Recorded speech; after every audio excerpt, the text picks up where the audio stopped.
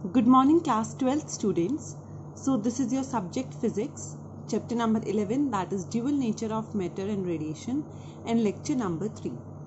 So today we will be starting with Davison-Germer experiment.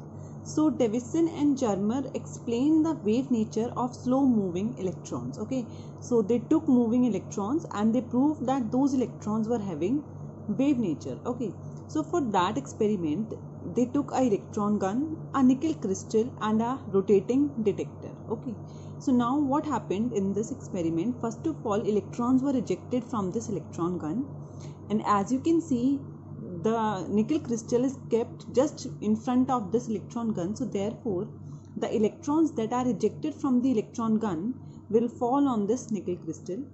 As soon as they fall on this nickel crystal, due to the atoms of nickel in this, they will get scattered in different directions, like here. Okay, that means now there will be different beams which will be scattered in different directions. So they used a detector to measure the intensity of a scattered beam in different directions. So phi, I am taking any scattering angle. Okay, so I am taking just any arbitrary direction of angle phi. So there will be scattering in different directions. So this detector can rotate in different directions, and therefore it can be measured what intensity is coming in which direction by measuring angle theta.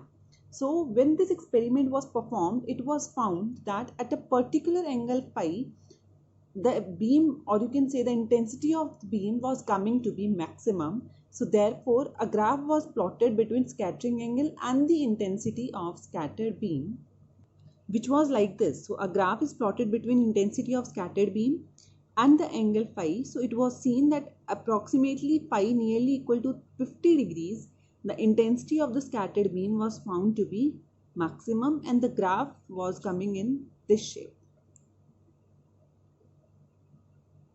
Okay, so it was said that there is a peak, and the reason due to this peak, the reason for this peak is due to the constructive interference of electron scattered from different layers of atoms of the crystal. That is, see, in a nickel crystal there will be different layers of atoms of nickel. So what happens?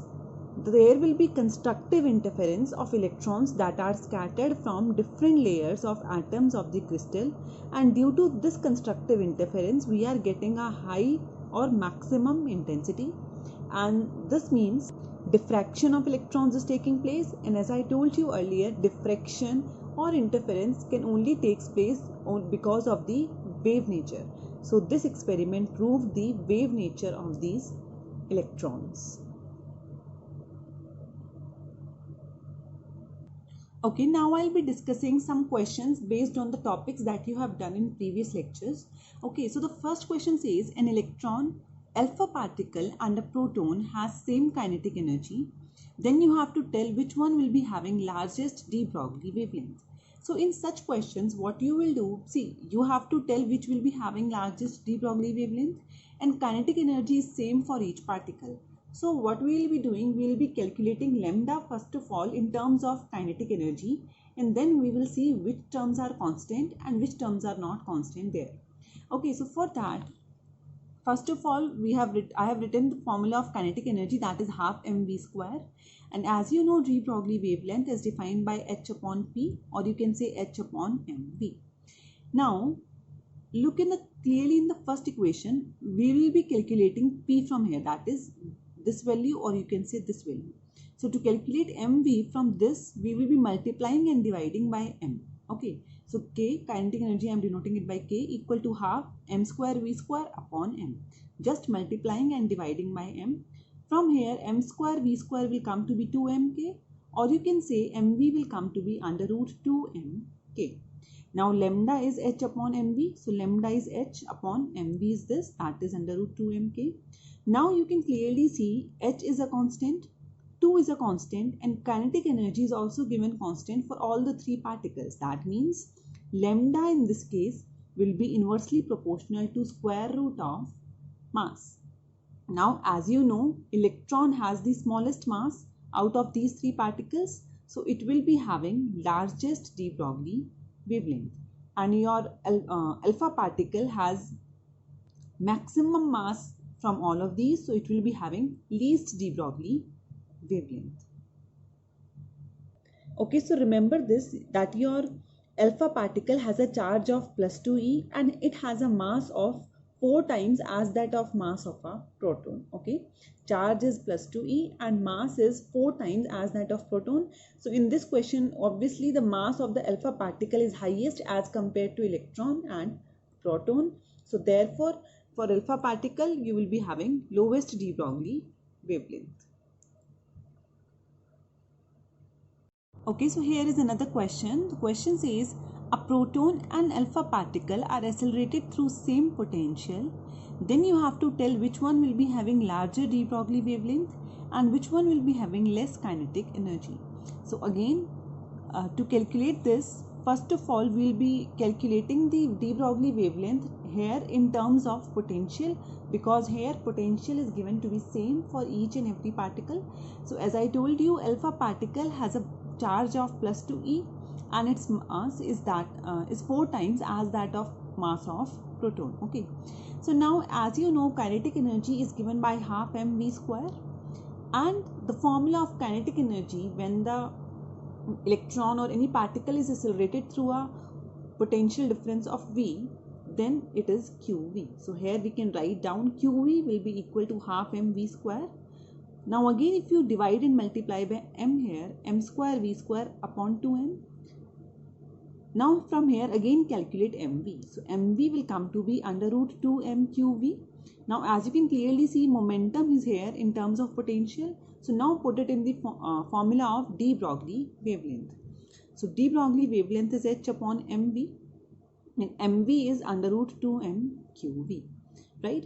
Now as you know, h Planck's constant, 2 is a constant and v is again given to be constant. So in this case, your de Broglie wavelength will be inversely proportional to square root of mass and charge of the particle. Now because here we are given two particles, a proton and an alpha particle, so I am writing alpha p upon lambda p upon lambda alpha. So from here, lambda is inversely proportional to square root of mass and charge. So lambda p will be inversely proportional to mp and qp, and lambda alpha will be inversely proportional to m alpha and q alpha. Okay, so let us suppose mass of proton is mp, charge of proton is e. So now as I told you, charge of alpha particle is +2e and mass of your alpha particle is 4 times as that of mass of proton. So mp will cancel out, e will cancel out, so it will be under root 8 by 1. So from here you can clearly see that lambda p, that is de Broglie wavelength of proton, will be greater than de Broglie wavelength of alpha particle when they are accelerated through same potential. Okay, now for the second part asks which one would be having less kinetic energy. So again using the formula half mv square equal to qv. Now this whole is kinetic energy. I am writing it as k. Now v is given to be constant for each particle. That means easily from here kinetic energy is directly proportional to charge of the particle when the particles are accelerated through same potential. So again for proton and from your alpha particle, so I am taking their ratio. It is directly proportional to q. So kinetic energy of proton will be directly proportional to charge of proton, that I am taking to be e. And kinetic energy of alpha particle will be directly proportional to its charge, that is +2e. That will be 1 by 2. So from here you can clearly see again your kinetic energy of alpha particle is greater than kinetic energy of proton when they are accelerated through same potential. So in such questions, always you have to calculate the formula in terms of that quantity which is given to be constant. After that, from that formula you can easily see which terms are coming to be constant and which terms are there on which your particular quantity is depending. Then you can use that quantity or the value of that quantity and you can calculate the answer. Okay, so the same method will use in all such type of questions. Okay students, so your chapter number 11 is completed now. Now I'll be discussing the homework solution of the lecture number 2.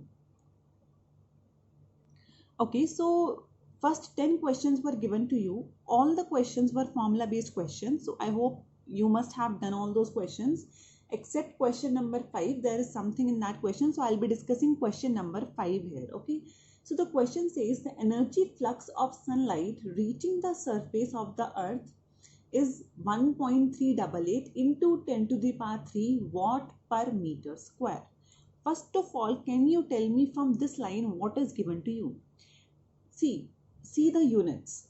Units are watt per meter square. That means this quantity is power per unit area. Okay, so you can say power per unit area is given to be 1.388 into 10 to the power 3. After that, the question says how many photons per square meter are incident on the earth per second. That is, you have to calculate photons per unit area per unit time. Okay, and it is also given, assume that the photons in the sunlight have an average wavelength of 550 nanometers.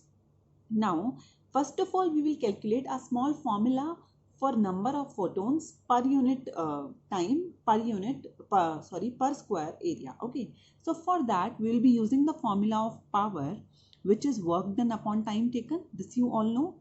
Now, work done is nothing but total energy. So if you suppose that a particular proton is having an energy E and there are n such photons, so work done will be equal to Ne upon time. Okay, now from here n upon t, that is number of photons per unit time, will come to be power P upon E, this. Now what I am doing, because I want a factor of area also according to question, so I am multiplying and dividing by area. I have multiplied by ds, you can multiply by a also. Okay, so now according to question we want number of photons per unit time per unit area. This is number of photons per unit time. So if I take this ds to be here, this quantity will be that which is asked in the question. So that will come to be P upon E into ds. Okay, so this is the required formula which we will be using in this question. Now, as I told you, power per unit area is already given to you in question, that is this much. Okay, and as you know, energy of a photon is written as h nu or hc by lambda. You know h, you know c, lambda is again given in question. That means all the quantities, that means these quantities are given. So n by t ds will be P by ds, that is this much, 1.388 into 10 to the power 3 upon E, that is hc by lambda. So h 6.6 into 10 to the power minus 34 into c, that is 3 into 10 to the power 8, and lambda is given to be 550 nanometers. So solve it, the answer will come to be 6.5 into 10 to the power minus 34 joules second. Okay students, so as your chapter is completed today, so you can do rest of the questions of this chapter. In the next lecture, I will be taking all the difficult questions of this chapter. Thank you.